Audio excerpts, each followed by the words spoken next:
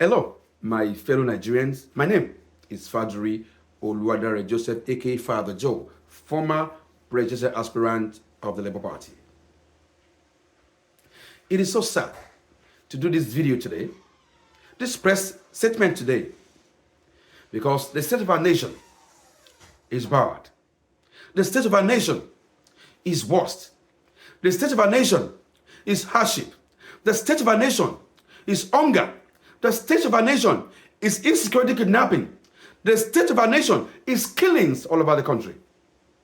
The state of our nation is nothing to write home about. Our naira is on free fall in the market. Hunger ravaged the nation. Things are so expensive that things have tripled. Price of goods have tripled. And every day, it is harder for a Nigerian to eat 2 square meals a day in a country where we have everything, but we lack everything. Before May 29th, Nigerians already had enough hardship in the country. And that was why they wanted a change of government, a change of party. And that was why they chose that they were going to vote for Labour Party and not APC or PDP.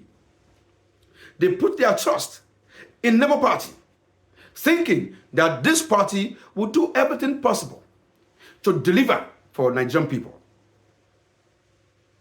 After election, some of us knew that we lost the election, and we advised Mr. Peter Obi not to even bother to waste time going to tribunal.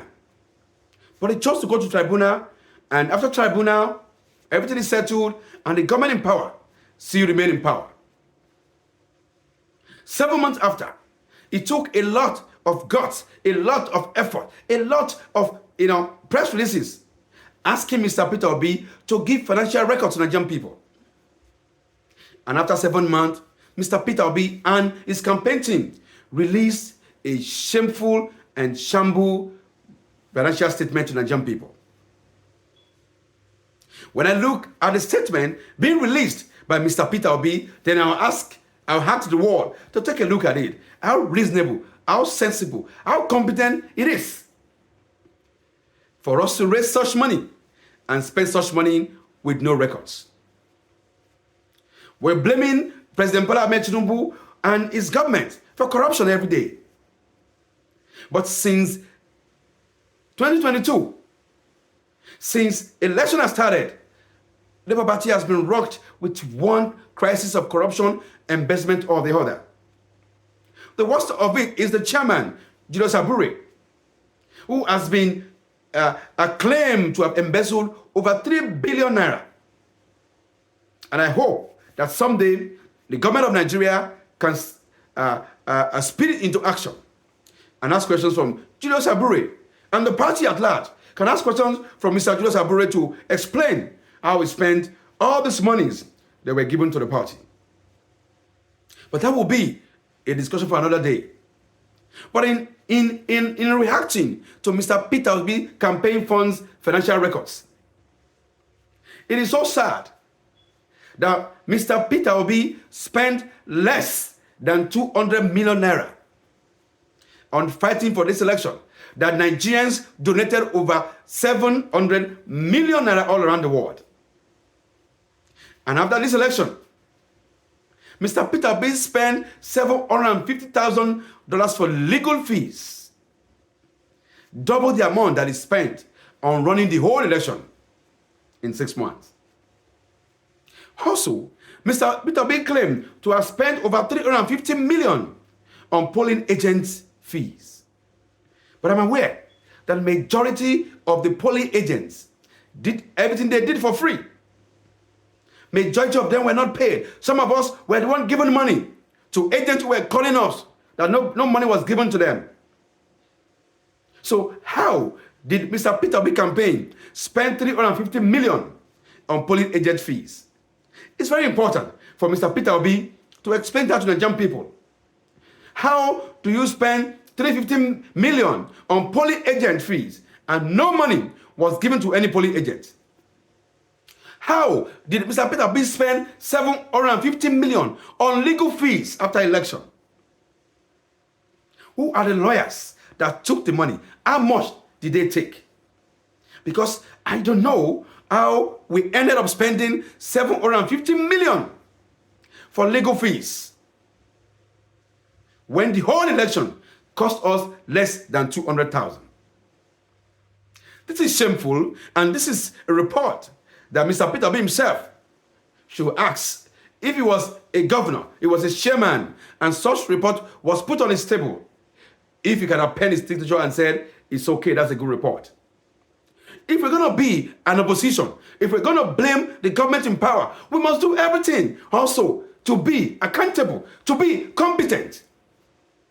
There is no campaign in the world that have ever spent double the amount they spend on campaign for legal fees anywhere in the world. So if Mr. Peter B is now spending 750 million for legal fees, then Nigerians will ask question if he's competent enough to run the nation. And I'm appealing to the Nigerian government to do everything possible to probe Labour Party so that the chairman can explain how he spends 3 billion every money collected and received on behalf of nominations of candidates all across Nigeria, from governorship to presidency down to every ballot in our nation. There is so much accusations of him out there, forgeries and all that. Our law enforcement should do their job and not be allowed to be bribed when allegations are flying about and there are forensic evidences to these allegations.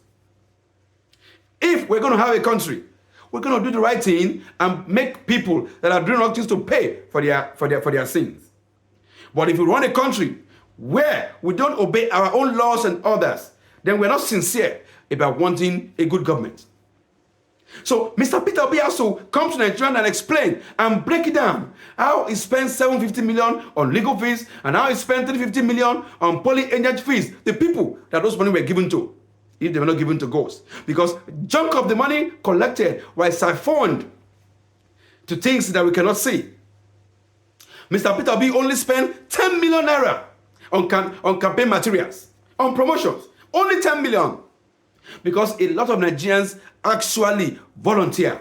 Nigerians volunteered to campaign. Nigerians volunteered to do posters. Nigerians volunteered to do jingles. Nigerians volunteered for almost everything while also donating money. So how Mr. Peter B wasted close to 2 billion naira with frivolous, campaign financial records called for questioning. And I hope that Mr. Peter B can explain, can have a press conference, or can do a better explanation and breakdown of how those monies were spent. Who and who collected 350 million, and who are the lawyers that got 750 million for legal fees during the tribunal. Finally, I want to call on President Bola Ahmed Tinubu that Nigerians are watching, and Nigerians are getting to the edge. Nigerians are protesting from the east to the north because they are tired. This is not the kind of government, this is not the kind of hope that they expect that you are bringing to the table.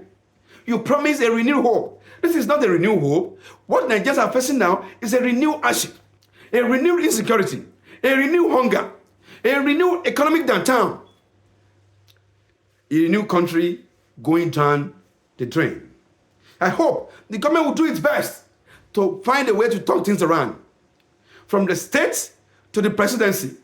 This is what some of us saw, that we felt, let's have younger generation undo our country. Because we are young, and because we are young, we will do better than our fathers. Because I know some of them cannot offer more than they are. Even around the world now, America and the rest of the world, people are already yearning for a better and younger leaders to lead the country.